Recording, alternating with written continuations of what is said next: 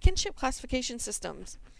Now, these are systems that we use to identify distinctions among relatives that are important in our lives. And it takes into account many differences, which you see listed here. One is bifurcation. Now, this means your paternal kin versus your maternal kin. So, your mother's brother or your father's brother. It also takes into account generation, which on average in our culture is around 25 years. Age also comes in. Younger versus older sibling. Gender differences. Lineality versus collaterality. It's a hard word to say. You can try that one on your own. So lineal would be like grandfather, father, son. So you've got this nice straight line. Collateral means that there's not that straight line. So there's not a direct ascendant or descendant. So a sibling is actually a collateral relative, as is a cousin, because you have to actually go back through your parent to get to your sibling, and you have to go back through your grandparent to actually get to your cousin. So that straight line is no longer there. The sex of the linking relative is often taken into account, as is consanguine versus affine, so whether it's a blood versus an in-law. So kinship classification systems take all of these things into account. There are descent rules, so there's cultural recognition of children as kin of one or both parents, and this is the basic concept of descent. Some societies trace through both parents, like we do here in the United States, and other societies, though, only trace through the father's line or the mother's line. Now, there are two basic descent systems. There's corporate and cognatic, and we're going to talk about cognatic first. This is also referred to as non-unilineal descent, so again, straight line descent. Bilateral occurs in 36% of cultures that have been recorded. This means that your descent is equally through both lines of the family, so equally through your moms and equally through your dads. So people from both sides of the family are considered relatives. So in this case, my cousin Cindy with her husband Rick and their two daughters, well, Michelle and Rachel are related to everybody on Cindy's side and everybody on Rick's side. So again, that's bilateral cognatic descent. We also have ambilineal, and this is pretty rare. It only occurs in less than 1% of cultures. So in this particular system, you become a relative of either your mother's line or your father's line, but not both. But the difference here is you actually get a choice. So each generation, a decision is made as to which family the children will descend from. So I have a friend who's Osage, and at some point, she and her siblings had to choose whether they would be part of her father's line, which is Osage, or part of her mother's family, who is Cherokee. Then there's corporate descent. And this is also called unilineal descent. So again, that straight line.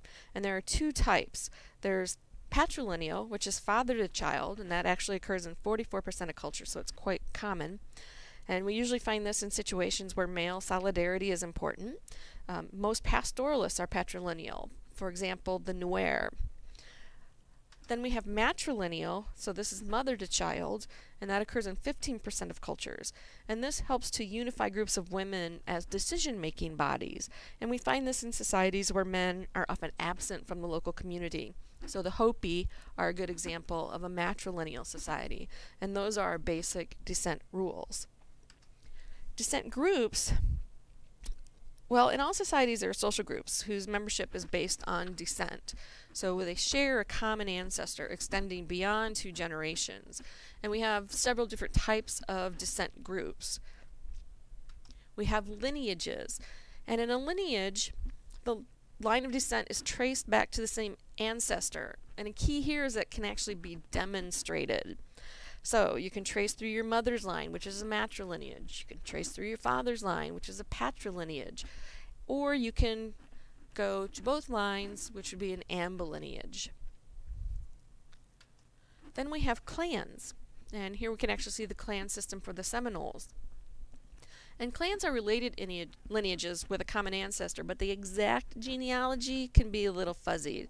It might not be remembered explicitly. And that in fact, the ancestor may be so far back that history becomes kind of distorted, and the ancestor can take on heroic or mythic proportions.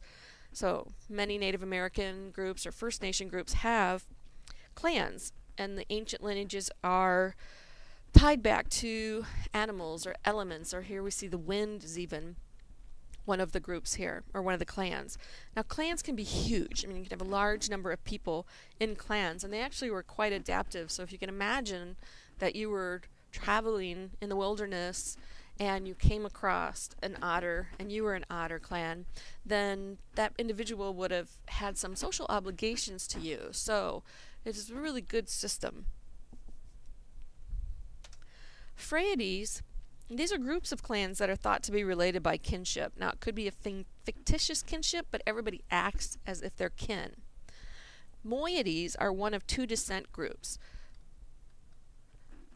So if we had moiety A and moiety B, it might be that, you know, you're only a member of A, but then you can only marry somebody in B, and vice versa. So again, everybody's one of two of the descent groups.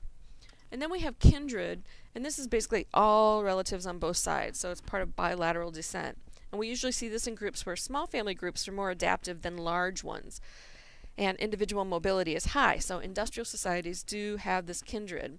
So if we use myself as an example, there'd be me, there's my immediate family, my aunts, my uncles, my cousins and their offspring, grandparents, all of that. This is actually a picture of not all of my family, but part of them. What we usually see happen is that there's a central figure or a couple of figures that unify the kindred, and then when those individuals pass away, the kindred actually starts to fall apart. So in this case, my paternal grandparents are kind of the center of the family. They're both gone now, and our kindred has kind of fallen apart. Not that I don't consider them all family, but I rarely see my cousins and my aunts and uncles anymore, and usually when we do, it's for a wedding or a funeral or a family reunion. What's interesting is that increasing social complexity often leads to bilateral descent and kindred groups, and again, it's the economic independence that is a key figure here.